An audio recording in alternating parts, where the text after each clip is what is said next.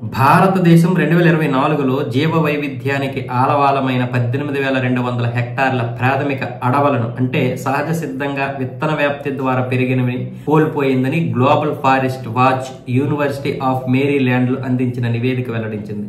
ఈ సమాచారం మేరకు 2022 నుంచి 2024 వరకు దేశం 3,48,000 హెక్టార్ల తేమతో కూడిన ప్రాథమిక అడవులను కోల్పోయింది. 2023లో దేశం కోల్పోయిన ప్రాథమిక అడవుల విస్తీర్ణం 17,700 హెక్టార్లు కాగా 2022లో 16,900, 2021లో 18,300 హెక్టార్ల చొప్పున తేమతో కూడిన ప్రాథమిక అడవులను మనం కోల్పోయాం. ప్రాథమిక అడవుల నీటి వడపాత, నిల్వ, నేల సంరక్షణ, కర్బనాలను గ్రహించడం, వరద నియంత్రణ, వాతావరణ మార్పుల ప్రభావాలను తగ్గించడంలో ప్రముఖ పాత్ర పోషిస్తాయి.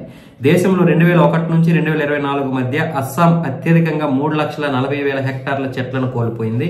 మిజోరాం 3,34,000 హెక్టార్ల చెట్లను, నాగాలాండ్ 2,69,000 హెక్టార్లు, మణిపూర్ 2,55,000 హెక్టార్లు, మేఘాలయ 2,43,000 హెక్టార్లు చెట్లను కోల్పోయాయి. దీనివల్ల ఈ కాలంలో మొత్తంగా 1.4 మిలియన్ హెక్టార్ల చెట్లను శాశ్వత నష్టం వాటిల్లింది ఈ చెట్లకు. ఐక్యరాజ్య సమితి ఆహార వ్యవసాయ సంస్థ వెల్లడించిన సమాచారం ప్రకారం 2015-2020 మధ్య భారత్ ప్రపంచంలోనే అత్యధిక అటవీ నిర్మూలన రేటును కలిగి ఉన్న దేశాలలో 2వ స్థానంలో నిలిచింది. దేశం సంవత్సరానికి 6,68,000 హెక్టార్ల అడవిని కోల్పోతూ ఉంది. ఇది చాలా తీవ్రమైనటువంటి పరిస్థితి.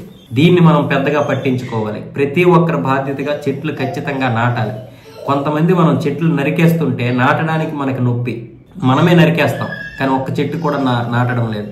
ఇది చాలా తీవ్రమైనటువంటి పరిస్థితి. వేసవిలో ఎండలు విపరీతంగా ఉంటాయని మనమే ఏడుస్తాం, శీతాకాలం చలి ఎక్కువగా ఉంటాయని మనమే ఏడుస్తాం, వర్షాకాలంలో కూడా వర్షాలు ఎక్కువగా ఉంటాయంటే ఇలా అన్ని రకాలుగా మానవుడు ప్రతి దానికి ఏడుస్తున్నాడు. కానీ మానవుడు చేయాల్సినటువంటి బాధ్యత మాత్రం మనం చేయట్లేదు. ముఖ్యంగా మనందరము కూడా ఈరోజు భారతదేశంలో కేవలం 4,000 కోట్ల చెట్లు మాత్రమే ఉన్నాయి. దీన్ని మనం గ్రహించాలి. అంటే ప్రతి మనిషికి 28 చెట్లు మాత్రమే ఉండాలి. కానీ అంతర్జాతీయ నివేదికలు ఏం చెప్తున్నాయంటే ఒక్కొక్కరికి కనీసం 100 చెట్లైనా ఉండాలి. మన పక్కనే ఉన్నటువంటి చైనా 140 కోట్ల జనాభా ఉన్నటువంటి చైనా కూడా 100 కోట్ల పైనే చెట్లు ఉన్నాయి.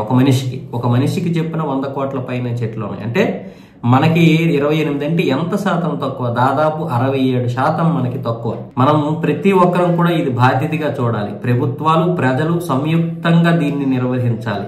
లేకపోతే తీవ్రమైనటువంటి సమస్యను ఎదుర్కోవాల్సి వస్తుంది. ఇప్పటికే 14 లక్షల హెక్టార్ల యొక్క సహజ సిద్ధమైనటువంటి అటవీ భూమిని మనం కోల్పోయామంటే ఇది ఎంత తీవ్రమైనటువంటి పరిస్థితి. మనకి ముఖ్యంగా అటవీ ప్రాంతాలు ఎక్కువటే ఉంటాయి. ఇవన్నిటి వల్ల కోల్పోవడం వల్ల ఏదో ఒక రోజు విపరీతమైనటువంటి వేడి, చలి, వాన వచ్చే పరిస్థితులు ఉంటాయి. తర్వాత వినాశకాలే విపరీత బుద్ధి అనేది ప్రతి మానవుడికి చెందుతుంది.